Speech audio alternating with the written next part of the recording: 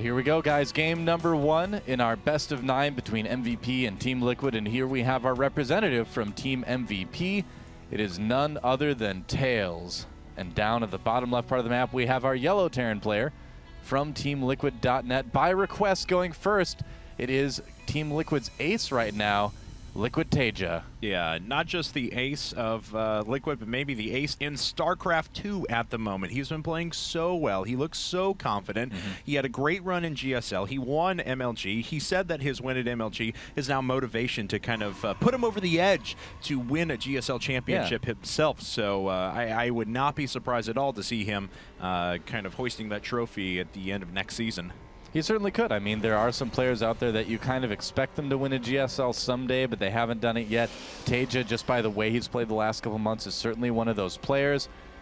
TAeLS, though, you know, is not to be underestimated. He's a player that's taken out an ST and I'm MVP in Team League situations before. He does have the ability to take games off of absolutely anyone in StarCraft 2, so you can never underestimate this guy. I mean, it is Protoss versus Terran 2, and what is this?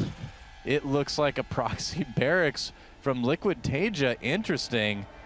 And I bet we're going to see, I wonder if it's going to be proxy Marauders or if he's just going to go ahead and bunker rush it. Nope, well, it's going to be proxy Marauders. Yeah, well, we are going to have gas added on right now. We'll see how late TAeLS wants to go ahead and scout. Now, the players are thrown up blind. TaeJa requested to go first, knowing what the map was going to be. That's actually a good choice, now thinking about that in retrospect. Terran players do seem to like Antiga Shipyard if they're faced against Zerg players generally nowadays. So, so this all makes sense, but it was a Protoss player coming out in TAeLS. This is what he plans to do. We'll see if it works out for him. Yep. It's all, I mean, no matter what happens, it looks like game 1's going to be pretty quick here. There's the tech lab immediately. And TaeJa has to keep all of this secret. He has to keep it secret, keep it safe, like Gandalf said to do. Safe? That's right. Frodo kept it secret and safe, so maybe TaeJa can do the same thing. Yeah. Don't know really what the connection is there between Liquid TaeJa and Hobbits. Neither maybe do I. Lots of walking? I don't know. Hairy feet? I don't know what TaeJa's feet look like. Could be. I don't know. I've not inspected TaeJa's feet at any point in my life, I have to say. Oh, there's concussive shells going down, yeah. So this is going to be a seriously hardcore Marauder rush from Liquid TaeJa, and that Zealot. That could do some damage. Now, of course, all TaeJa's going to need to do is throw down one structure here and then pull some SCVs off the line to go ahead and start repairing up the supply depots. But I don't know if that's going to be done in time. SCV walking around his opponent's base now, and on the flip side, TAeLS is not going to have that Zealot to defend. Yeah, I'm waiting. Okay, there we go. Yeah, so he is going to be able to defend against this. And the nice thing for TaeJa is that Zealot's not going to be back at the base, so Marauder's going to have an even easier time. Probes are going to need to get pulled for sure. Oh, he gets the SCV. TaeJa's going to need to send something down there to continue building that.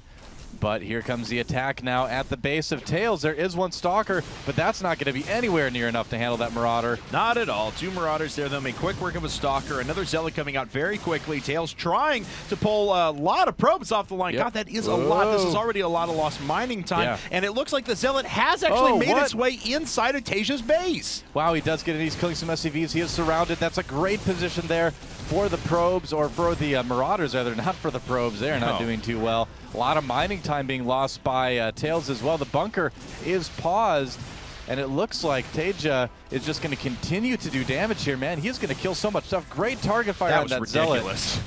And that was some nice micro. The Zealot has been cleaned up in his main base, and now TAeLS is really in trouble. Yes, he is. I just don't know what he has to defend against this. With concussive shells here as well, it just makes his attack so much more powerful. Stalker's not able to get away. Just probes remaining now. Another Stalker trying to come out at the moment. He did have a Twilight Council down, but I think that may just be all. Yep, that's right. Tried to get the surround on the Marauders. It looks like he will be able to pin them against the wall.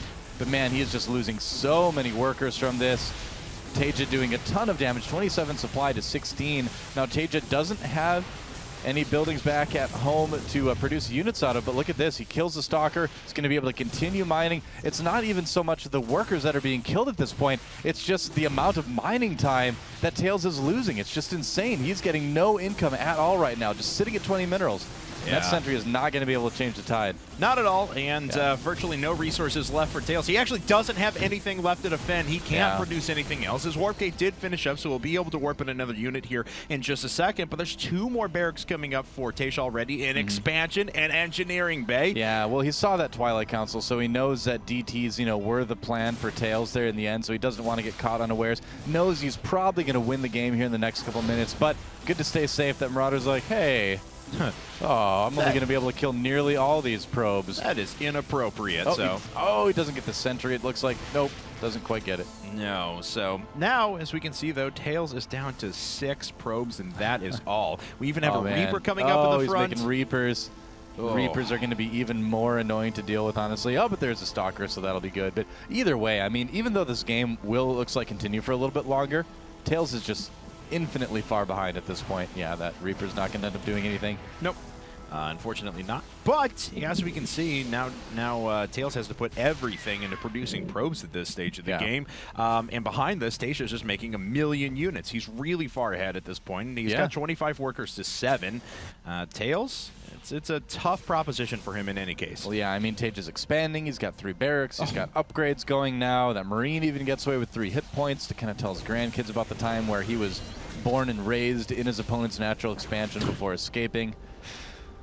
All right. Well, TAeLS, he's not really got a lot going for him, let's be honest. He's trying to make a couple more probes now, chrono boosting those out at the moment. Needs to get some units on the field, though, because there's a very large force that's coming out of TaeJa already, starting to produce a huge amount of Marines.